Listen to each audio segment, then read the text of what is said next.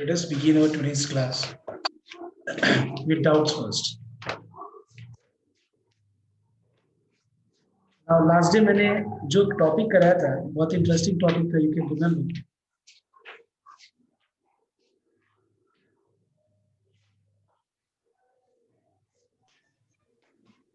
It's quite an interesting topic, okay? और homework था 1 से लेके 5 तक और 10, 11, 12. 9 मैंने गलती से शायद दे दिया था, लेकिन 9 करना नहीं था. ठीक है, कोई प्रॉब्लम नहीं है ना. पहले हम लोग आज के क्लास में पहले हम स्टार्ट करते हैं आज का पहले टॉपिक से. अगर डाउट है तो पहले डाउट पहले लेते हैं. कोई डाउट है किसी का? यस, किसी का कोई डाउट है?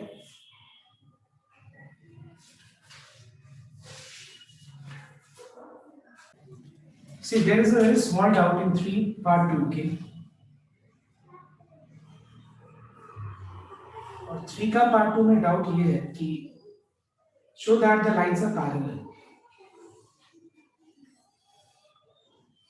So we have px plus qy minus r equals to 0, which is equation number 1, minus 4px minus 4qy plus 5s is equals to 0. Mark it as equation number 2. We have to show that these two lines are parallel. So it's a very easy question. तो पहले तुमको क्या करना पड़ेगा, दोनों lines को y equal to mx plus c में convert करना पड़ेगा. So if we express in the form y equal to mx plus c, we have qy equals to minus px plus r and y equal to minus p by q x plus r by q. So what is the slope of the first line? The slope of first line is minus p by q, because if we express any line in the form y equal to mx plus c, x ka coefficient means the slope. Similarly, find out the slope of the second line. So we have minus 4px plus 5s equal to 4qy. ये इसके लिए ठीक है, इसके लिए ये वाला part है. So y equals to minus 4px plus 5s divided by 4q, and if I split, I will get y equals to minus p by qx plus 5s by 4q. So what is the slope of the second line? So slope of the second line is minus p by q. As the slopes of both the case, जैसे कि पहला case और दूसरा case दोनों का slope equal है, as the lines are parallel. बस एक सिंपल क्वेश्चन था, इसमें कुछ था नहीं कुछ भी. ठीक है, तो अब हम लोग स्टार्ट करते हैं. याद है मैंने लास्ट डे बताया था कि इस पर्टिकुलर एक्सरसाइज में बेसिकली दो टॉपिक है. एक टॉपिक लास्ट डे ऑलरेडी हो चुका है, आज हम लोग दूसरा टॉपिक करेंगे. ठीक है, so let us begin today's topic with the normal form of a line. So I want everyone to pay attention here in the book, and this sum is quite simple. Okay, इसमें कुछ बताने का है नहीं.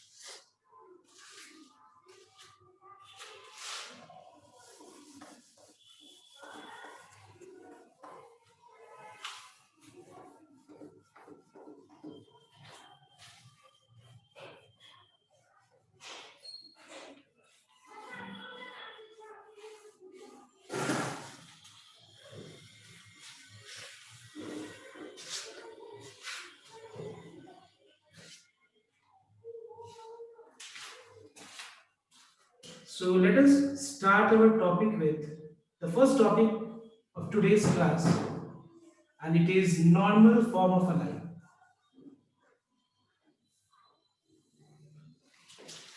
Now, what do you mean by normal form of a line? Note down everyone.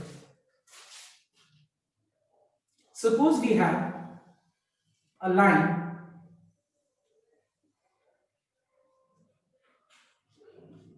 जिसका हम लोग को इक्वेशन निकालना है.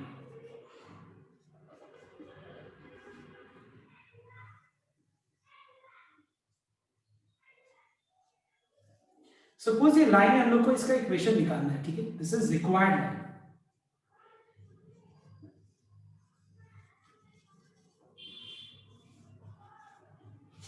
ये रिक्वायर्ड लाइन का हम लोग को इक्वेशन निकालना है, ठीक है।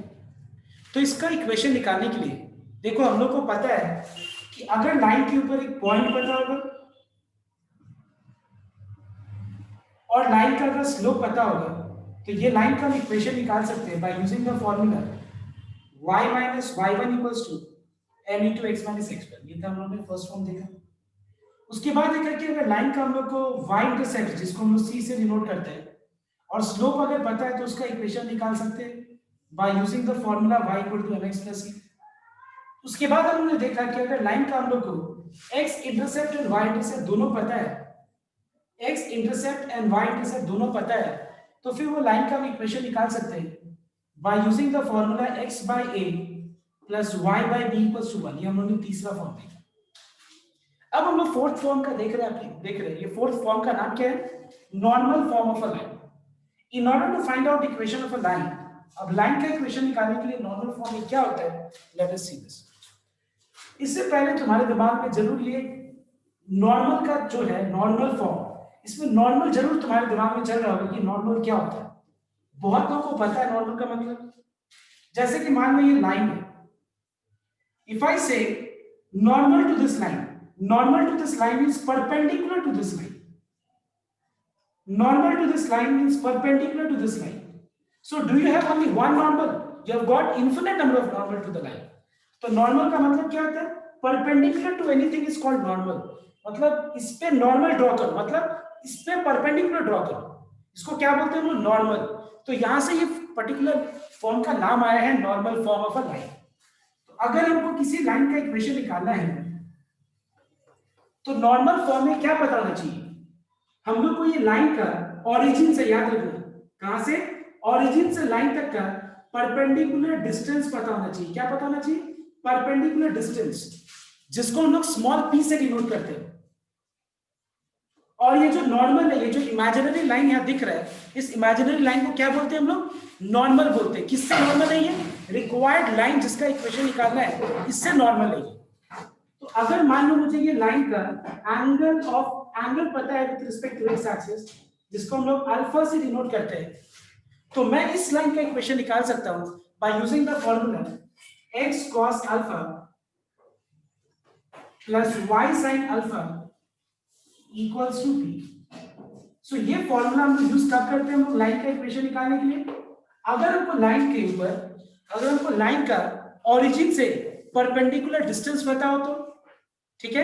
अगर हमको इस लाइन का ओरिजिन से परपेंडिकुलर डिस्टेंस पता हो तो बताओ, तो ओरिजिन से लाइन तक के बीच का परपेंडिकुलर डिस्टेंस को हम क्या चीज से डिनोट कर रहे हैं? स्मॉल p से डिनोट कर रहे हैं। और अगर हमको ये नॉर्मल, ये जो नॉर्मल टू द लाइन है, जो रिक्वायर्ड लाइन, इस नॉर्मल का अगर हमको angle with respect to X axis पता है, जिसको हम लोग अल्फा से डिनोट कर रहे हैं, तो हमको ये लाइन का इक्वेशन कैसे निकाल सकते हैं? ये लाइन का by using the formula x cos alpha plus y sin alpha equals to p। Just let's take a simple example. Let's take one simple example, then you will understand. जैसे मान लो मैं 3 examples ले रहा हूं, ध्यान से note कर लेना सबको। एग्जांपल नंबर 1 मैं यहाँ पे फिगर से दिखा रहा हूं, ठीक है? डायग्राम ड्रॉ करके बता।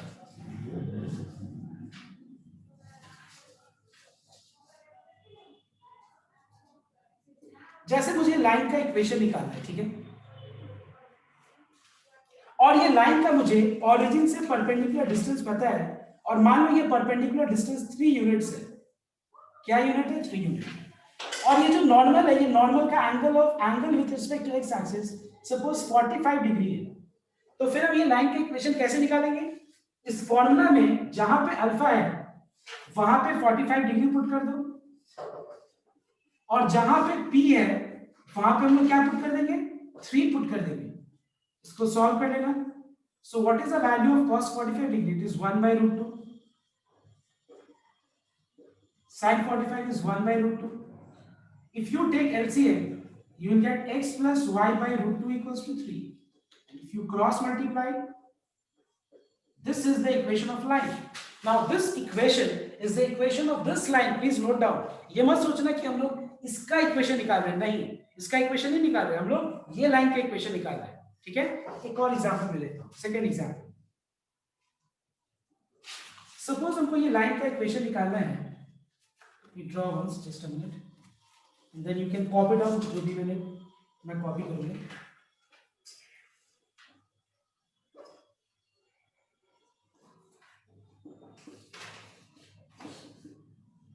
सपोज ये लाइन का आपको इक्वेशन निकालना है, ठीक है, ये लाइन का, और हमको ये लाइन का ओरिजिन से परपेंडिकुलर डिस्टेंस पता है 1 यूनिट। क्या पता है हम लोग को? लाइन का ओरिजिन से परपेंडिकुलर डिस्टेंस पता है 1 यूनिट, और मुझे पता है कि ये जो नॉर्मल है, ये नॉर्मल का एक्स एक्सिस के रेस्पेक्ट में एंगल जो है वो मान लो 135 डिग्री है, सपोज ऐसा मान लेते हैं। तो अगर मुझे ये लाइन का इक्वेशन निकालना होगा तो क्या करेंगे बताओ तो? ये बताओ तो तुम लोग क्या करना है? एक्स क्या करेंगे बताओ तो? ये फॉर्मूला में यस कहां पे क्या पुट करना है? Yes tell me. अल्फा की जगह 135 डिग्री और पी के जगह पे क्या पुट करेंगे हम लोग? 1 यूनिट 1 यूनिट पुट करेंगे, तो हो जाएगा required equation of this line will be x cos 135 degree plus y sin 135 degree equals to 1। cos 135 का वैल्यू कितना होता है? -1/√2 होता है। sin 135 का वैल्यू 1/√2 होता है। Take LCM and cross multiply. This is the equation of the required line.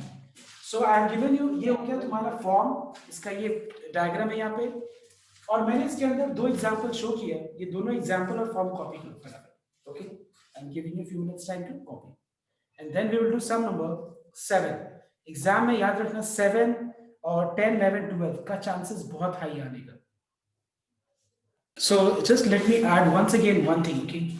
I repeat once again, this alpha is the angle made by the normal line. ये रिक्वायर्ड लाइन जिसका equation निकालना है, but required line का equation निकालने के लिए origin से line तक का परपेंडिकुलर जो डिस्टेंस है वो पता होना चाहिए, और ये जो नॉर्मल है जिसको परपेंडिकुलर मैं बार बार बोल रहा हूँ, ये नॉर्मल का एक्स एक्सिस के रिस्पेक्ट में एंगल पता होना चाहिए। किसके रेस्पेक्ट में? एक्स एक्सिस के रेस्पेक्ट में। किस डायरेक्शन में? एंटी क्लॉकवाइज डायरेक्शन में, पॉजिटिव डायरेक्शन में। पॉजिटिव डायरेक्शन मतलब कौन सा डायरेक्शन होता है? Anti clockwise direction. तो ये मत सोचना तुम लोग कि ये भी हम एंगल ले सकते हैं, ये एंगल भी ले सकते हैं, नहीं। हम लोग को एंगल लेना है एंटी क्लॉकवाइज डायरेक्शन में, because this question was asked by one of you, तो मैंने इस चीज को एक बार क्लियर कर दिया, ठीक है। कौन सा एंगल? एंटी क्लॉकवाइज डायरेक्शन में है। अब हम लोग इसके ऊपर सम स्टार्ट करते हैं।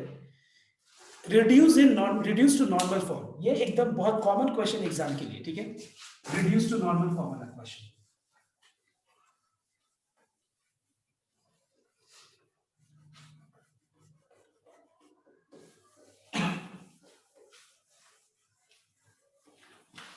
अगर तुमको ये टॉपिक आज समझ में आ जाता तो सोचना आज का क्लास हो गया, मतलब ये मतलब आज का मेन टॉपिक है आज का।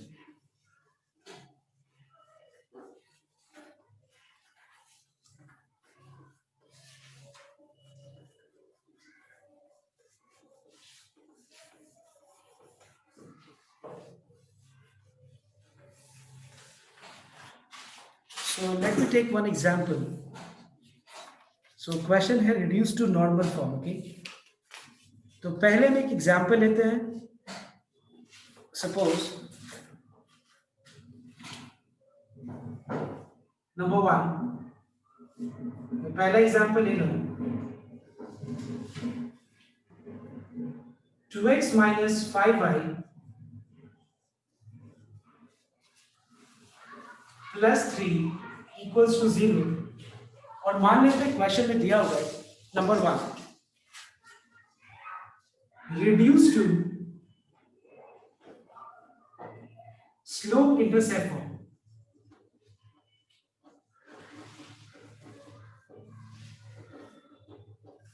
और दूसरा क्वेश्चन इसके अंदर reduced to intercept form।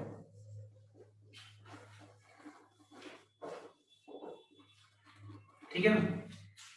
तो एक लाइन का इक्वेशन दिया हुआ है, बोला जा रहा है कि reduce to normal slope intercept form, और दूसरा है रिड्यूस टू इंटरसेप्ट फॉर्म। तो पहले हम स्टार्ट करते हैं reduce to slope intercept form वाला। तो सबसे पहले मेरे दिमाग में ये होना चाहिए कि स्लोप इंटरसेप्ट फॉर्म होता क्या है? होता है y = mx + c, बिकॉज इसके बिना हम कैसे सॉल्व करेंगे कि मतलब दिमाग में नहीं आएगा कि किस फॉर्म, जिस फॉर्म में एक्सप्रेस करना है, अगर वो फॉर्म क्लियर नहीं है तो फिर हम एक्सप्रेस कैसे करेंगे। सो दैट्स व्हाई सबसे पहले दिमाग में ये रहना चाहिए कि जो फॉर्म में कन्वर्ट करना है उसका जनरल फॉर्म क्या है। It is y = mx + c, where y is there on the left hand side and बाकी सारा टर्म्स राइट साइड में है। तो हम y वाले टर्म को लेफ्ट में रख देते हैं और बाकी सारे टर्म्स को राइट में ले लेते हैं। इसके आगे नेगेटिव साइन हटाने के लिए दोनों तरफ माइनस साइन से मल्टीप्लाई कर देंगे। y का कोएफिशिएंट भी यहाँ पे 1 होना चाहिए, तो 1 बनाने के लिए 5 को डिनोमिनेटर में ले लेंगे।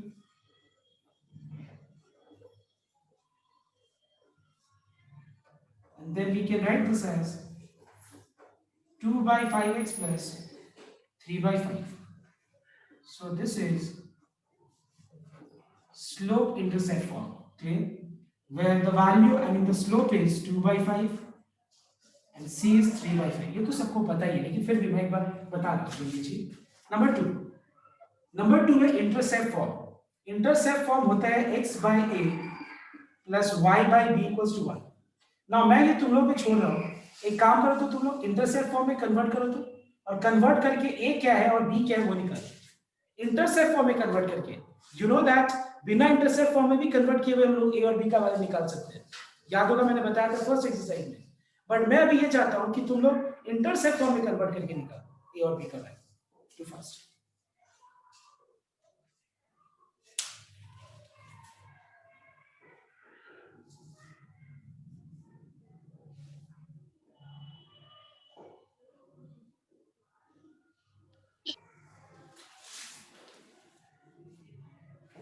So let me just complete this sum, okay? So you want to express in this form.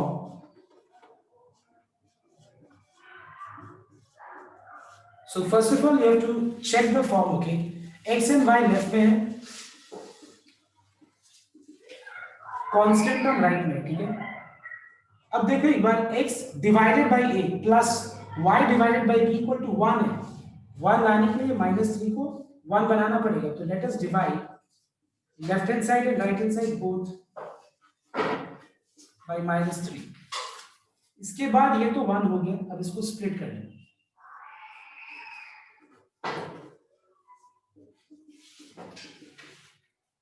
We can write this as x का कोएफिशिएंट 2 है, 2 डिनोमिनेटर में ले लेना तो ये जाएगा x divided by -3/2 minus minus plus y divided by 3/5. All right.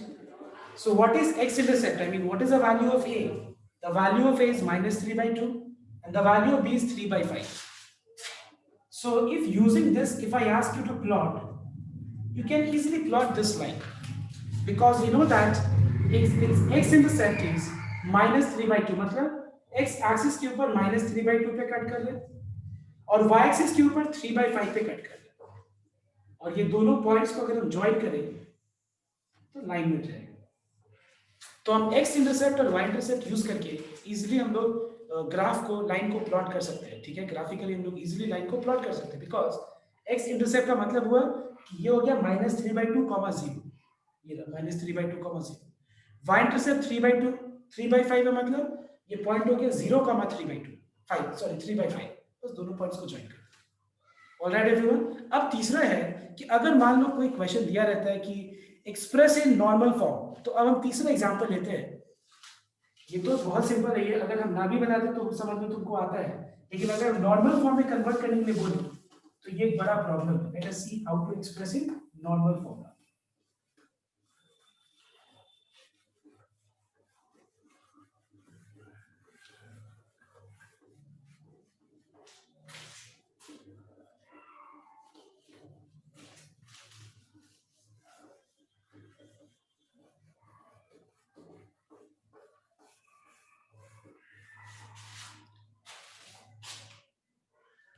खत्म। Let's do the normal form now.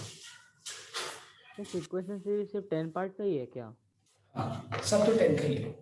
Okay, अभी पहले नॉर्मल फॉर्म एक बार करते हैं, ठीक है? एक्सप्रेस इन नॉर्मल फॉर्म मतलब अब नेक्स्ट क्वेश्चन है reduce to normal form. Okay, reduce to normal form.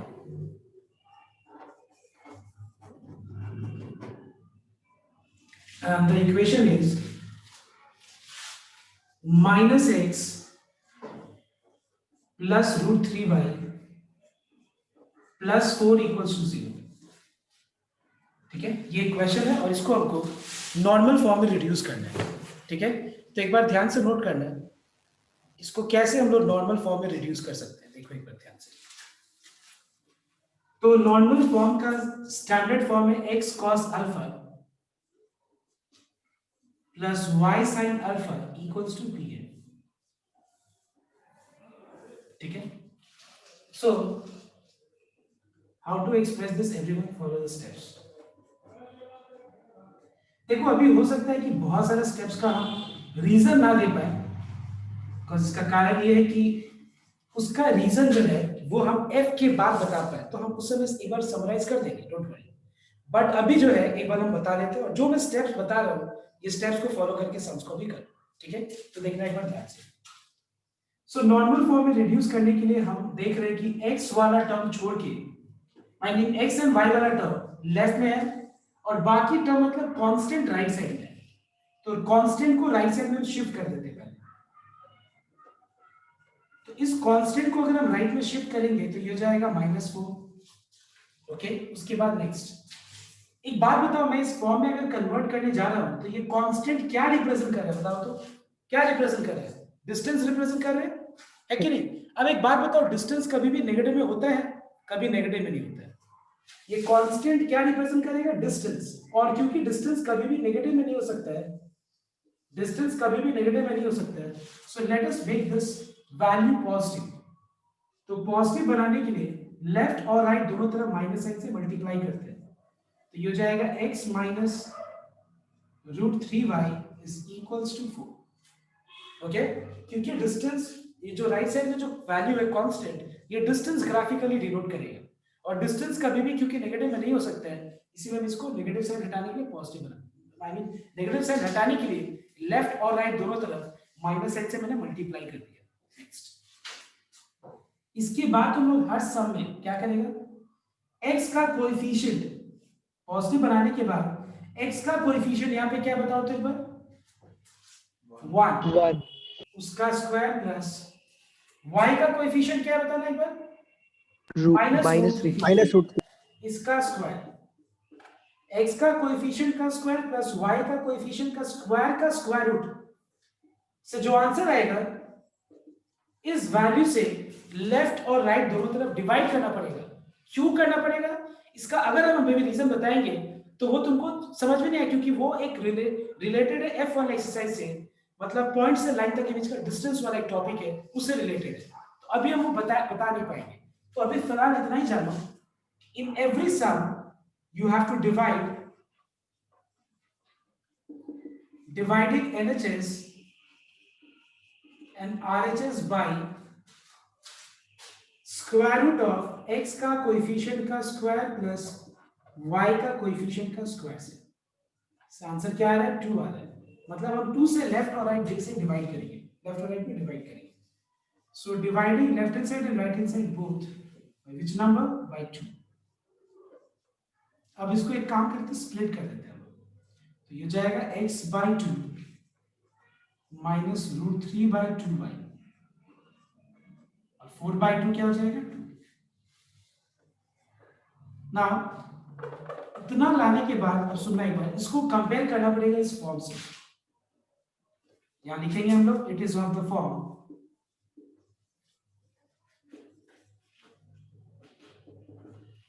x cos alpha plus y sin alpha equals to b। इससे कंपेयर करेंगे। इससे अगर हम लोग कंपेयर करें तो बताओ तो एक बार, cos अल्फा क्या है यहाँ पे? cos alpha is the coefficient of x, and what is the coefficient of x here? It is half. I repeat, cos alpha क्या डिनोट कर रहा है? x का कोएफिशिएंट डिनोट कर रहा है, और यहाँ पे x का कोएफिशिएंट क्या है? cos alpha. तो यहाँ पे हम लोग बोल सकते हैं कि the value of cos alpha is half, because if I say what is the value of cos alpha? Cos alpha is the coefficient of x, which is half here. What is sin alpha? Sin alpha is the coefficient of y, which is minus √3/2. And what is p? P is 2 here. ठीक है, एक बार फिर से repeat कर रहा हूं। पहला step है कि x को और y वाला टर्म को छोड़ के बाकी कांस्टेंट को राइट में लेके जाना, पहला स्टेप 2 में हम लोग को ये कांस्टेंट क्योंकि राइट साइड में जो जा रहा है, ये क्या डिनोट करेगा ग्राफिकली? डिस्टेंस, डिस्टेंस कभी भी नेगेटिव में नहीं होता है, तो नेगेटिव साइन हटाने के लिए लेफ्ट और राइट दोनों तरफ माइनस साइन से मल्टीप्लाई करना। तीसरा स्टेप, एवरी टाइम x का कोएफिशिएंट का स्क्वायर प्लस, एवरी टाइम बीच में क्या होना चाहिए प्लस, y का कोएफिशिएंट का स्क्वायर रूट करके जो रिजल्ट आएगा इस चीज से लेफ्ट और राइट से डिवाइड करना, डिवाइड करने के बाद कंपेयर करेंगे हम लोग x cos alpha plus y sin alpha equal to p से। p तो मिल गया, p क्या डिनोट कर रहा है, perpendicular distance of this line from the origin denote कर रहा है, p का वैल्यू मिल गया। लेकिन यहाँ पे हमको क्या नहीं पता है, नॉर्मल फॉर्म में कन्वर्ट करने के लिए अल्फा का वैल्यू पता होना चाहिए और p का वैल्यू पता होना चाहिए। p तो मिल गया, अल्फा नहीं पता है। अब अल्फा कैसे निकाला जाएगा, ध्यान से देखिए।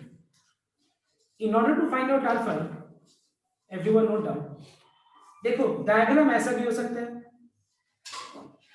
अल्फा फर्स्ट क्वाड्रेंट में भी लाई कर सकता है, डायग्राम ऐसा भी हो सकता है मतलब अल्फा सेकंड क्वाड्रेंट में भी लाई कर सकता है, डायग्राम ऐसा भी हो सकता है मतलब अल्फा थर्ड क्वाड्रेंट में भी लाई कर सकते हैं।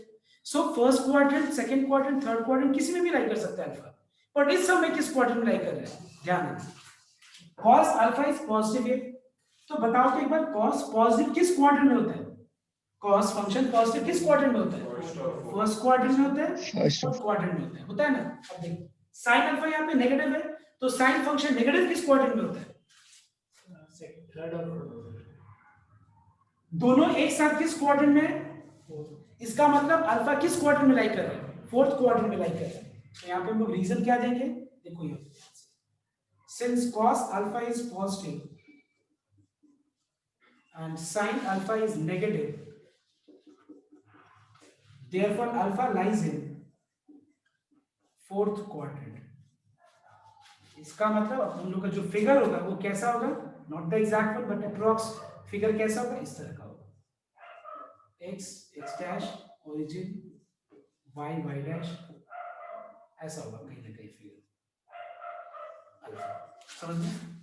तो अब अल्फा निकालने के लिए हम क्या करेंगे, अल्फा निकालने के लिए क्वाड्रेंट तो पता चल गया, अब देखो क्या करेंगे आगे। सो वी नो दैट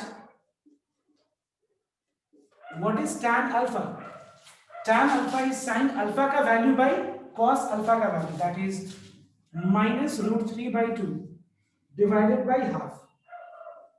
देखो हाफ ये 2 कट गया तो बचा -√3, ठीक है। अब ये चीज तुम लोग को पता होना चाहिए, ट्रिग्नोमेट्री में भी किया है और कॉम्प्लेक्स नंबर्स में भी किया है पोलर फॉर्म में, तो ये चीज जरूर पता होना चाहिए कि देखो ध्यान देने का, theta is equal to alpha in the first quadrant, इस एंगल को सेकंड क्वाड्रेंट ले जाने के लिए पाई माइनस अल्फा, थर्ड में ले जाने के लिए पाई प्लस अल्फा और फोर्थ में ले जाने के लिए 2 पाई माइनस अल्फा। अगर नहीं पता है तो कॉपी कर लेना सबको, मतलब कोई एंगल अगर मान लो फर्स्ट क्वाड्रेंट से अगर तुमको सेकंड क्वाड्रेंट लेके जाना है तो क्या लिखोगे बताओ तो pi minus alpha first quadrant का एंगल को, उस एंगल को अगर थर्ड में लेके आना है तो पाई प्लस अल्फा और फोर्थ में लेके आना है तो 2 पाई माइनस अल्फा, ठीक है। अब देखो ध्यान से एक बात बताओ तुम लोग, अल्फा सॉरी √3 tan के किस एंगल का वैल्यू होता है बताओ, 60 होता है, तो मतलब हम क्या कर सकते हैं यहाँ पे tan 60 degree is equal to √3। देखो एक बार ध्यान देना, माइनस है यहाँ पे और tan 60 क्या होता है √3। अब मुझे इसको लेके किस क्वाड्रेंट में लेके जाना है बताओ तो, किस क्वाड्रेंट लेके जाना है, tan 60 को tan 60 डिग्री मतलब फर्स्ट क्वाड्रेंट, इसको लेके किस में जाना है बताओ तो, फोर्थ में। फोर्थ में ले जाने का रूल क्या है बताओ तो, क्या है रूल बता सकते हो, स्पीक। 2 पाई माइनस अल्फा का मतलब क्या, मैं ऐसे बोल सकता हूँ 360 माइनस 60, कोई दिक्कत, एक ही बात हुआ कि नहीं, हुआ कि नहीं एक ही बात। 2 पाई का मतलब क्या होता है 360, तो देखना एक बार ध्यान से, ये माइनस साइन जैसे है वैसे मैंने छोड़ दिया, ठीक है। अब बताओ मुझे tan 60 में किस क्वाड्रेंट लेके जा रहा हूँ, उस क्वाड्रेंट लेके जा रहा हूँ जिसमें tan फंक्शन क्या होता है नेगेटिव होता है, तो नेगेटिव होता है तो एक और नेगेटिव दे दिए, ठीक है। अब नेक्स्ट स्टेप पे क्या आ जाएगा, tan alpha equals to tan 300 degree and as a result the value of alpha is 300 degree. तो हम लोग को अल्फा मिल गया और e का वैल्यू ऑलरेडी मिल गया था, तो नॉर्मल फॉर्म क्या हो जाएगा, therefore the required normal form is, therefore the required normal form is x cos 300 degree plus y sin 300 degree equals to 2. This is your answer.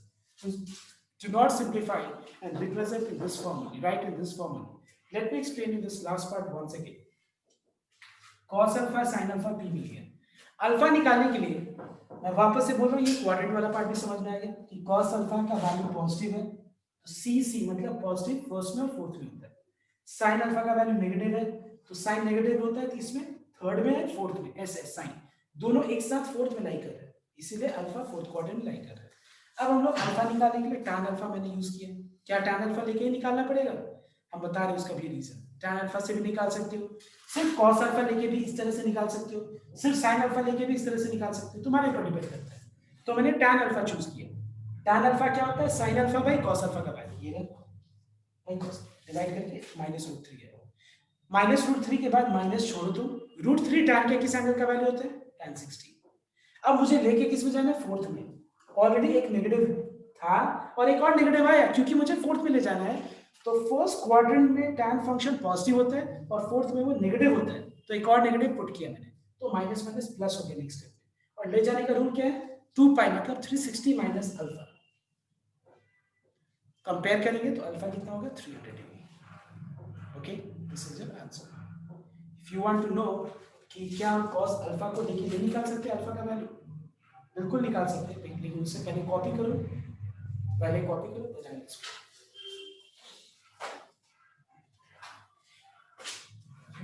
और एक सम अगर तुम नहीं करोगे खुद से तब तक जाके क्लियर नहीं होगा। और मैंने बोला ना आज का तुम लोग को लग रहा होगा कि क्या बोल रहे हैं, एक सम करने के बाद आज का पूरा ऑब्जेक्टिव आज का कंप्लीट हो जाता है। तो समझ में आ रहा है ना सम? सर ये एक नया रिकॉर्डिंग फॉर्म है। किया ना आज का क्लास? हाँ किया। How to determine the value of alpha by using either cos alpha or sin alpha? Listen here.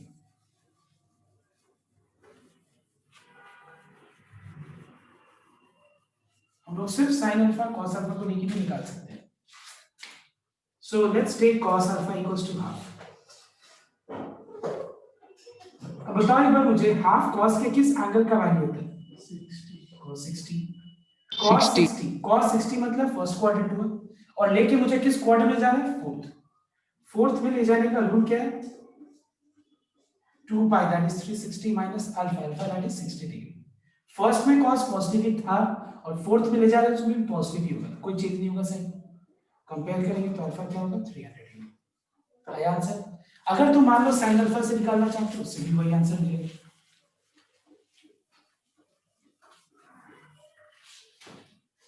So sin alpha equals to minus √3/2. So √3/2 sin के किस एंगल का वैल्यू होता है फर्स्ट क्वाड्रेंट में? 60 sin 60। मुझे इसको लेके किस में जाना है? फोर्थ में। फोर्थ में साइन क्या होता है? नेगेटिव होता है या पॉजिटिव होता है? Negative. All sine tan cos negative sine दे दिए और रूल क्या है? 360 minus alpha, minus minus plus. So what is the value of alpha? 300. So you're getting the same answer. All right. Now I'm giving one question on the board.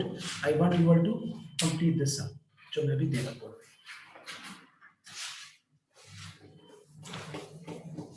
तो Yes, tell me. Sir वो √3 को sir √3/2 में शुरुआत में करके पहले sin 60 में और cos 60 में बदल दो ना और फिर डायरेक्ट वैसे फिर नहीं, वैसे नहीं। cos 60 माइनस क्या नहीं? हाँ, क्या चीज? से बाय 2 करके सब वैसे ही हो रहा है। मतलब स्टार्टिंग में तुम बोल रहे हो वो लाइन में इसी तरीके से करो, that will be better. Now मैं एक सम दे रहा हूं, एक बार फटाफट तुम लोग करो तो reduce to normal formula. Everyone do it right. So the question is √3x plus y plus 2 equals to 0। Question क्या है? Reduce to normal form. So इसको कंप्लीट करो फटाफट, ये सब रिपोर्ट पे मैंने दिया है।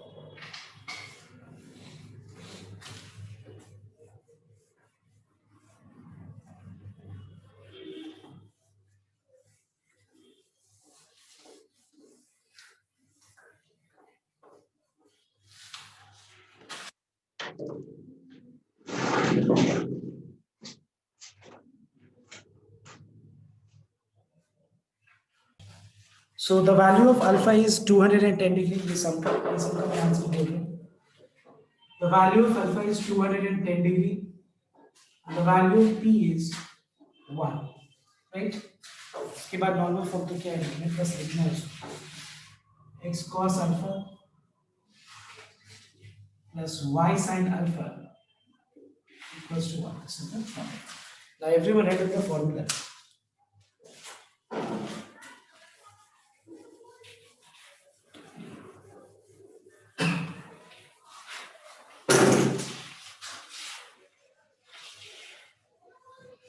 So exercise F ये दो फॉर्मूला पे बेस्ड है पूरा चैप्टर. आई मीन पूरा exercise, not chapter, we can say chapter में स्ट्रेट लाइन से F पूरा एक्सरसाइज जो है ये F इसी पर्टिकुलर टॉपिक पे बेस्ड है. मैं जो दो फॉर्मूला समझा रहा हूँ तो ध्यान देना.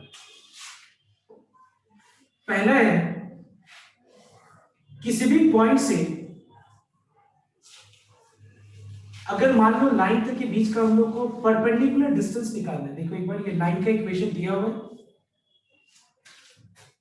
which is ax plus by plus e equals to 0 और एक पॉइंट दिया हुआ है. ठीक है, ये पॉइंट से अगर लाइन तक के बीच का हम लोग को शॉर्टेस्ट डिस्टेंस निकालना हो, ठीक है, शॉर्टेस्ट डिस्टेंस निकालना हो तो शॉर्टेस्ट डिस्टेंस का मतलब क्या होता है? Perpendicular distance. बिकॉज एक पॉइंट से लाइन तक को ज्वाइन करने का बहुत सारा पाथ्स है, पाथ्स, बट उन सब पाथ में से सबसे शॉर्टेस्ट रास्ता कौन सा है? जो यहाँ जहां मीट करेगा ये लाइन को, वहां पे क्या होगा? परपेंडिकुलर राइट एंगल बनाएगा. So that's why make sure that अगर मान लो पूछा जाए what is the perpendicular distance from point and the line, means क्या पूछा जा रहा है? परपेंडिकुलर डिस्टेंस, मतलब शॉर्टेस्ट डिस्टेंस पूछा जा रहा है. तो ये निकालने का फॉर्मूला क्या है?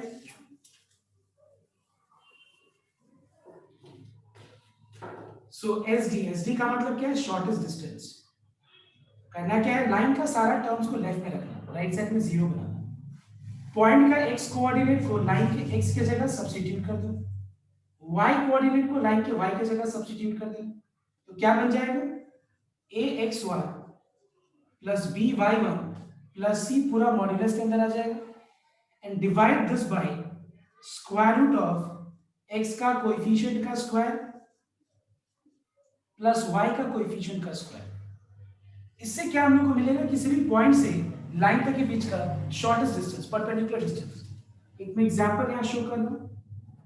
Suppose we have a point that is -2, 3 and you have a line whose equation is, let's take x minus 3y plus 5 equals to 0. और ये पॉइंट से हम लोग को लाइन तक के बीच का क्या निकालना है? शॉर्टेस्ट डिस्टेंस, परपेंडिकुलर डिस्टेंस निकालना है. तो शॉर्टेस्ट डिस्टेंस कैसे निकालेंगे हम लोग? मॉड्यूलस के अंदर ये पॉइंट का x कोऑर्डिनेट हम लोग x के जगह पुट करेंगे, x कोऑर्डिनेट को x के जगह पे, तो -2 को x के जगह पुट करें तो -2 बन जाएगा. -3 इंटू y कोऑर्डिनेट का जो वैल्यू है वो y के जगह पुट करो, सो 3 इंटू 3 प्लस 5 पूरा मॉड के अंदर आएगा. और डिवाइड क्या चीज से करना है बताओ? तो डिवाइड क्या चीज से करना है? x का कोएफिशिएंट का स्क्वायर, y का कोएफिशिएंट का स्क्वायर. तो अगर हम यहाँ पे x का कोएफिशिएंट का स्क्वायर से डिवाइड करें तो बताओ तो x का कोएफिशिएंट क्या है यहाँ पे? चलिए जैसे यहाँ पे a है, यहाँ पे x का कोएफिशिएंट क्या है? 1 का स्क्वायर प्लस y का कोएफिशिएंट क्या है? -3 का square. So what is the answer?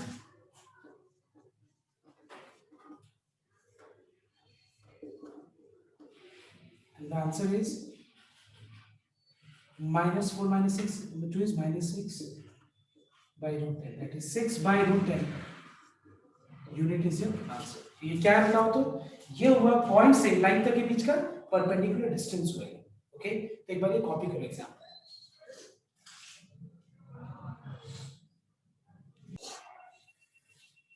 और नेक्स्ट एक बार ध्यान देना. तो एक बार मैं इसके ऊपर सम्स में 2-3 दे रहा हूँ, एक बार ट्राई करो तो तुम सबको. So everyone make sure right now you all have to do sum number exercise 16F का sum number 1 का 1 ट्राई करो तो. exercise 16F का sum number 1 का 1 नंबर अभी तो सबमिट करना. 1 का क्वेश्चन नंबर 1.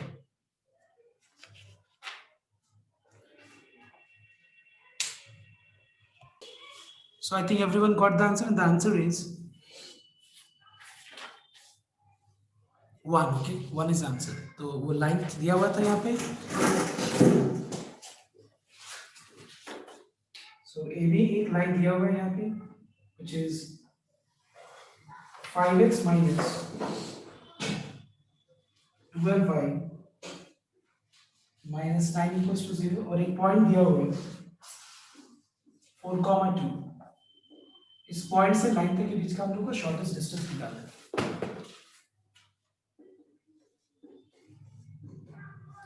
तो पॉइंट का x कोऑर्डिनेट को x की जगह पुट करना, 4 5 जो 20. y कोऑर्डिनेट को y की जगह पे, तो ये हो जाएगा 24. x का कोएफिशिएंट का स्क्वायर, y का कोएफिशिएंट का स्क्वायर. तो यहाँ पे क्या है, -4 - 9 इज -13. नीचे 169 denominator. 13 by 13 is 1 unit. Don't forget writing 1 unit. This is the answer. So this way I'm ending today's class. Okay. Next day we'll continue this exercise 16F, and we need 1 day to complete 16F and 1 day to complete 16G. So you can join this को join करना है next class में.